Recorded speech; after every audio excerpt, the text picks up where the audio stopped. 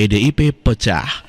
Ya, terpecah menjadi dua. Ya, Dewan Kolonel yang dipimpin oleh Puan Maharani yang cenderung lebih dekat kepada pemerintah Presiden Jokowi juga kepada Prabowo Gibran berseberangan dengan Hasto Kristianto yang disebut dengan Dewan Mayor, di mana Dewan Mayor selalu membuat blunder-blunder politik yang merugikan PDIP. Pertarungan antara Dewan Mayor dan Dewan Kolonel, siapakah yang akan menang adalah untuk menentukan PDIP di oposisi atau di koalisi Prabowo Gibran di dalam masuk pemerintahan. Kita bahas. Ya, di sini ada Kodari dan Zulfan Lindan. Jadi kelihatan kalau menurut Abang nanti soal oposisi ini yang akan menang Dewan Kolonel atau Dewan Mayor? Makanya kalau Dewan Kolonel itu kan nggak kepingin oposisi, ya kan? Ya, ya. Mayor ini yang Dewan Mayor ini yang mau oposisi, ya kan gitu. Oke. Nah tapi kan, Jadi PDI Perjuangan ini ke depan nanti itu seperti terbelah dua ya, partainya oposisi, tapi kemudian di parlemennya nggak oposisi. nggak oposisi, ya itulah problem yang kita dari dulu kan begitu, ya kan?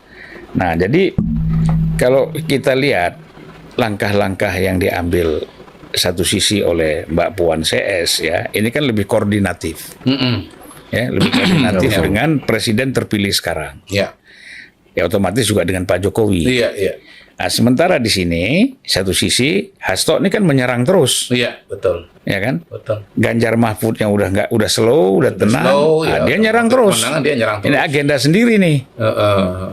Makanya saya bilang Hasto itu terlalu banyak ngomong, terlalu banyak bicara, menyerang terus.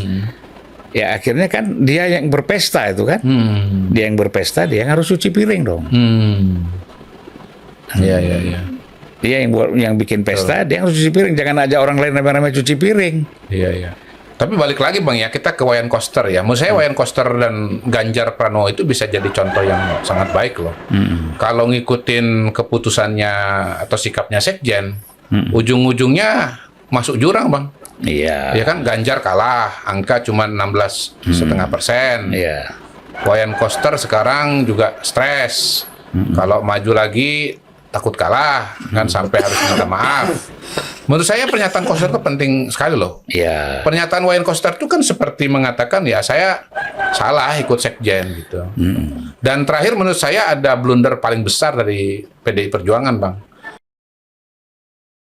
Ya, PDIP merupakan kesalahan terbesar dalam hal ini menurut Kodari adalah memecat Gibran dan Joko Widodo adalah sebuah bentuk blunder yang merugikan PDIP. Iya. Pernyataan Wayan Koster itu kan seperti mengatakan ya saya salah ikut Sekjen gitu. Dan terakhir menurut saya ada blunder paling besar dari PDI Perjuangan Bang, yaitu dengan mengatakan bahwa ya Pak Jokowi dan Mas Gibran bukan PDI Perjuangan lagi. Menurut saya itu adalah pernyataan paling blunder paling besar ya. Karena kenapa begitu? Karena Pak Jokowi ini sampai dengan hari ini itu ya masih tokoh yang sangat populer di Indonesia. Betul. Ada betul, survei dari betul. indikator Betul, politik betul, yang betul. menunjukkan tingkat kepuasan kepada Pak Jokowi masih 77,5%. Iya. Masih sangat Ya, banyak betul, sekali pengikutnya Pak Jokowi ini. Nah, yang Betul, kedua ya Mas Gibran ya.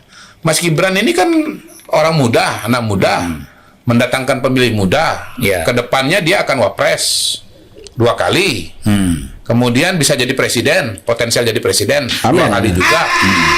Artinya sebagai tokoh yang mewakili anak muda, Analisa ini bukan dan punya prediksi. jabatan tinggi, tentunya kan menjadi magnet. Iya. Jadi ini istilah saya itu angsa bertelur emas, Bang. Nah ini dilepas semua gitu oleh PDI Perjuangan. Dan bukti bahwa ini adalah langkah yang salah, itu Golkar itu nggak nunggu 1 jam kayaknya itu udah keluar pernyataan. Jokowi dan Gibran adalah keluarga besar Partai Golkar. Termasuk juga menantu di itu siapa di Medan. Bobby ya. Juga kan Golkar juga dirangkul menerima. sebagai calon gubernur ya. Iya. Ya jadi Bang, kalau betul. Oke.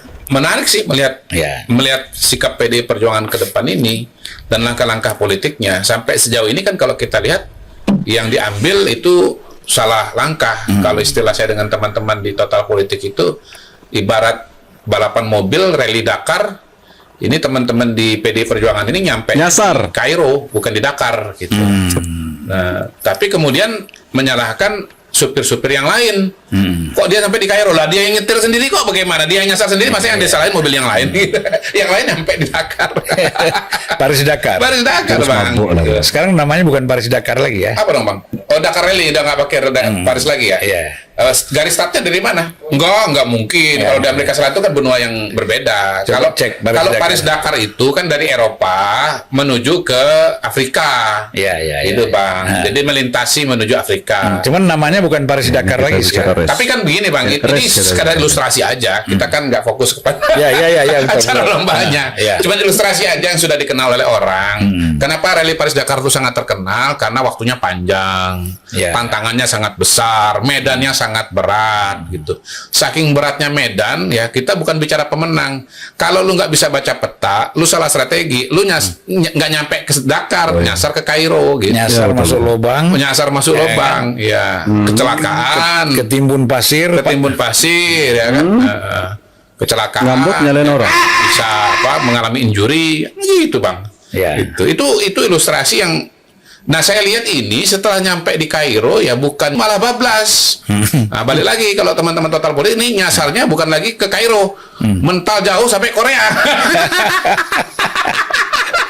Tanda-tandanya ini makin mental ke Korea masih ini, Bang. mending kalau Korea Kemana, Bang? masih ada jalan darat. Kalau ke Indonesia masuk ke laut. Laut.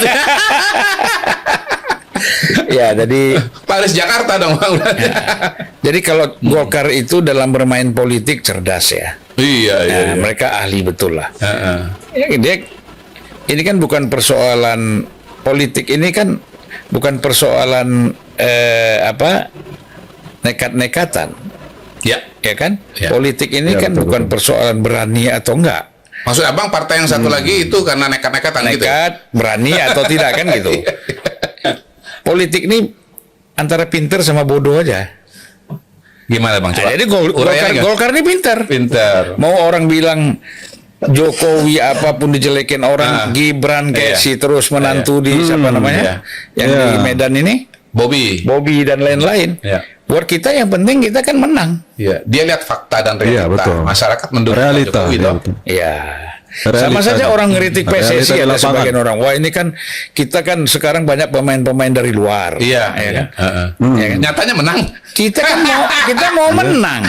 Kita berpuluh-puluh tahun pakai yang lokal nggak bisa menang.